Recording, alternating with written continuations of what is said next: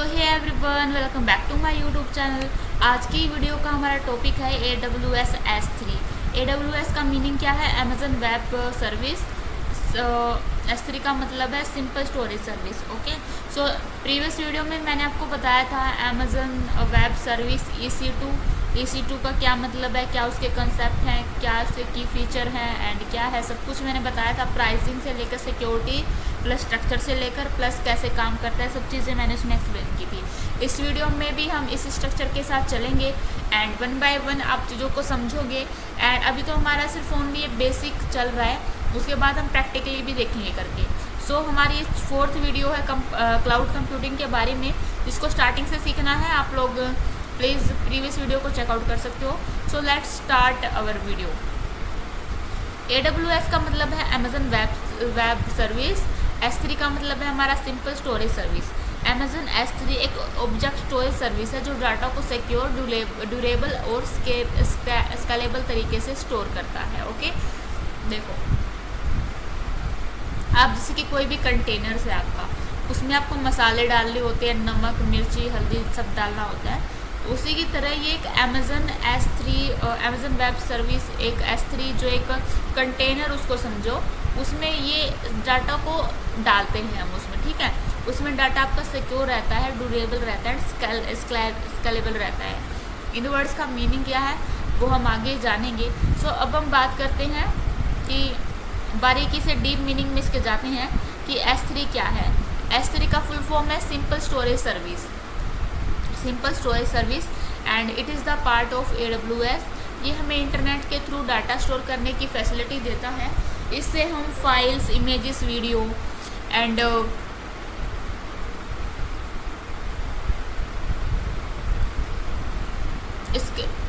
इसके थ्रू हम files, images, video, backup, logs it store कर सकते हैं। ओके, एंड इसके की फीचर के बारे में हम बात करेंगे। फर्स्ट इज द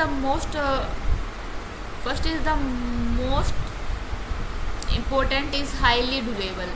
इसकी ड्यूरेबिलिटी है काफ़ी अच्छी है, स्केलेबिलिटी है, अनलिमिटेड स्टोरेज आप यहाँ पे स्टोर कर सकते हो, सिक्योर है, एक्सेस आपका फुल कंट्रोल में रहेगा, इनक्रिप्टेड है, कॉस्ट भी इफेक्टिव है, आप जितनी आपको नीड होगी आप उतनी ही पे कर सकते हो, इजी टू यूज़ है, सिंपल मैनेजमेंट है, डाटा अवेलेबल है एनीवेयर, आप ग्लोबल एक्सेस पे जाके डाटा को अपना लॉन्च कर सकते हो।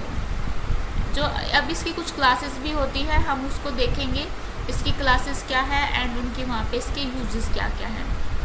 स्टोरेज क्लास में देखो S3 स्टैंडर्ड, इसमें आप फ्रीक्वेंटली एक्सेस डाटा को स्टोर कर सकते हो। S3IA इनफ्रीक्वेंट एक्सेस, कम यूज़ होने वाला डाटा आप इसमें इसको स्टोरेज कर सकते हो। एंड 3rd क्लास में आपका ग्लेशियर में लॉन्ग टर्म अचीव, एक बोलते हैं ना लॉन्ग टर्म के लिए आपको वो चाहिए और उसमें से आपका जो कुछ डाटा आपने अचीव तो कर दिया। जैसे फॉर एग्जांपल व्हाट्सएप पे आप पे होता है कि कुछ चैट आपको चाहिए होती है बट अभी नहीं चाहिए होती, तो आप उसको अचीव चैट में डाल देते हो, है ना। तो उसके लिए भी ये है एंड ये सबसे लो कॉस्ट वाली जो क्लास है हमारी। 4th है हमारी ग्लेशियर डीप आर्शीव, बहुत सारे लोग हैं इसका टर्म में इसका यूज़ करते हैं।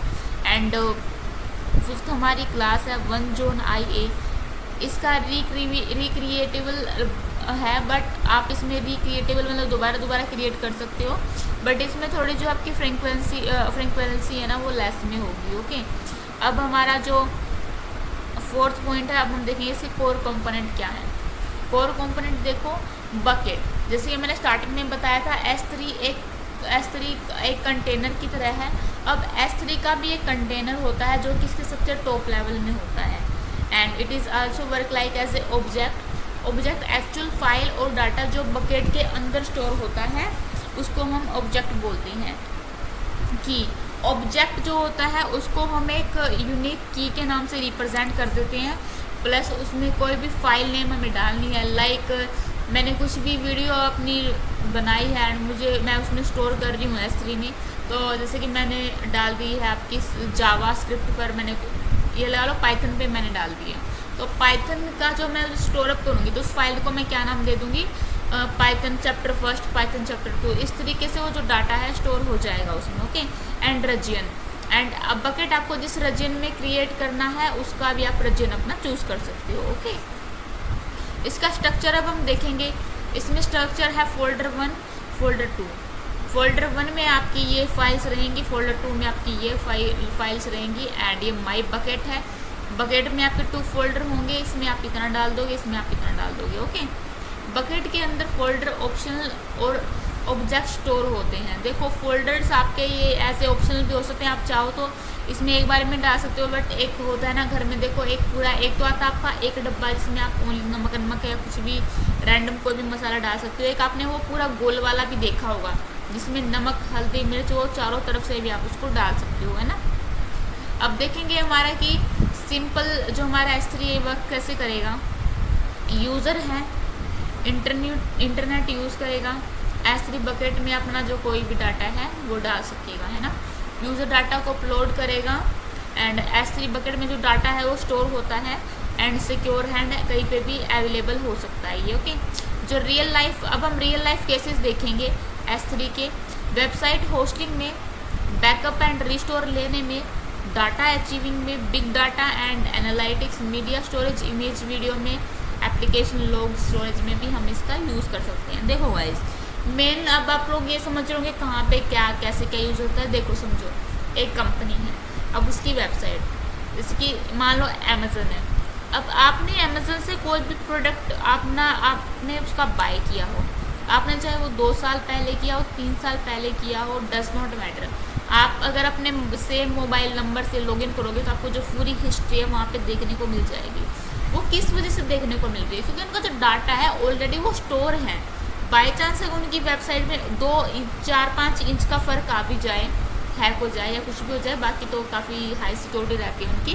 तो उनके पास क्या है, जो उन्होंने अपना डाटा सिक्योर किया हुआ है ना, with the help of that वो वहाँ पे अपना जो मतलब बिजनेस एक तरीके से रन कर रहे हैं। लेकिन लाइक जैसे मैंने बताया, आप 2 साल या 5 साल पहले का भी ऑर्डर देखोगे ना, किस डेट को आपको रिसीव हुआ, कब आपने ऑर्डर दिया था, क्या प्राइसिंग था, आपने रिटर्न किया या आपने एक्सेप्ट किया, सब इन्फॉर्मेशन आपको वहाँ पे स्टोर हुई मिलेगी।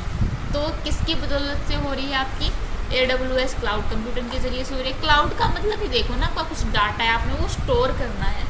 तो क्लाउड आपका क्या है, बादल में पानी भरा होता है ना, तो समझो जो आपका ये बादल है कंटेनर की तरह है, और जो आपका पानी है वो क्या है, आपका डाटा की तरह है, उसने आपको स्टोर किया हुआ है। ओके, रियल लाइफ केसेस देखो, वेबसाइट होस्टिंग के लिए, बैकअप एंड रिस्टोर करने के लिए, डाटा अचीविंग के लिए, बिग डाटा को एनालाइज करने के लिए, मीडिया स्टोरेज में, इमेजेस है, वीडियो मैंने बता ही दी है, एप्लीकेशन लॉग स्टोरेज में भी इसका यूज़ होता है।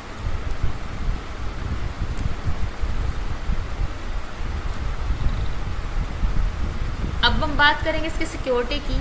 पॉलिसी हैं, एक्सेस है, एडमिन या ओनर है उससे कंट्रोल में रहेगा।